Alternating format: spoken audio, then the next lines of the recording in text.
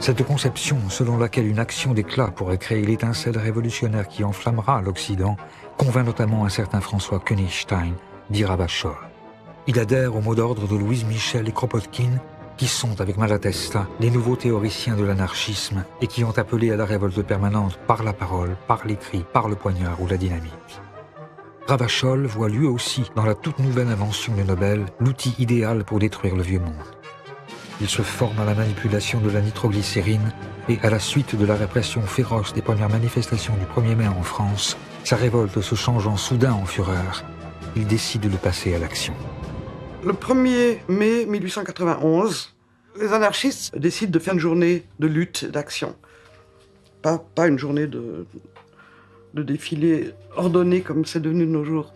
Et donc, il y a des échauffourées à Clichy, où les flics tapent sur les anarchistes et les anarchistes tapent sur les flics. Et puis, à Fourmies, dans le Nord, il y a une fusillade contre les femmes et les enfants qui sont devant le cortège. Et il y a plusieurs morts. Et c'est à cause de ça que Ravachol pose des bombes. Comme un symbole, Ravachol place ses bombes artisanales boulevard Saint-Germain et rue de Clichy. Devant les portes des appartements du juge et de l'avocat général qui ont condamné à de lourdes peines de prison 3 manifestants anarchistes, il dépose des valises.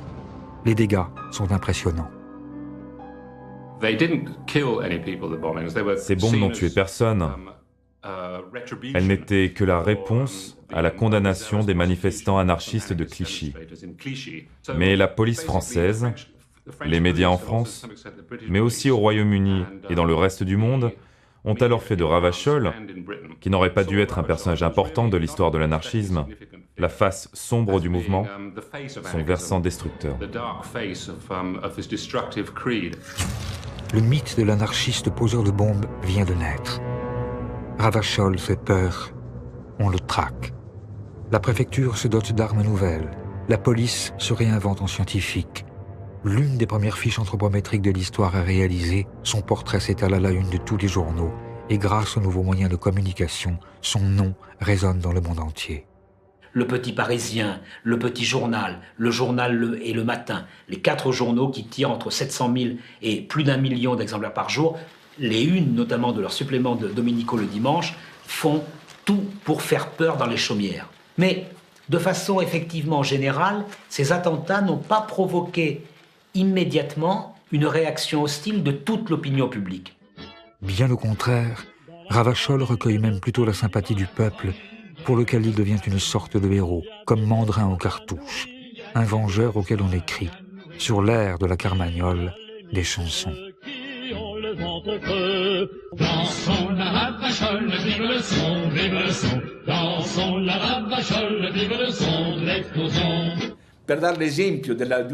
Pour devenir un exemple de pure révolte, l'anarchiste doit payer de sa personne.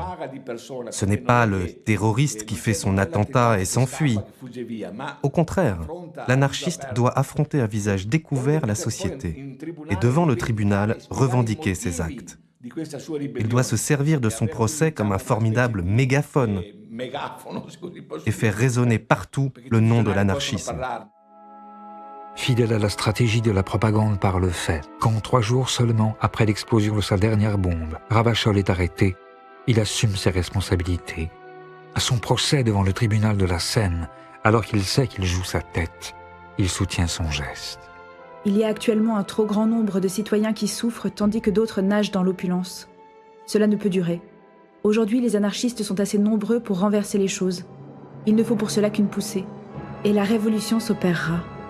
Ravachol est condamné aux travaux forcés à perpétuité, mais rattrapé par une vieille affaire de droit commun, il est condamné à mort. Et c'est par un froid matin, à Montbrison, que sa voix qui allait crier « Vive la Révolution » est coupée par le couteau de la guillotine. Son exécution, loin d'effrayer les autres libertaires, apparaît comme une déclaration de guerre.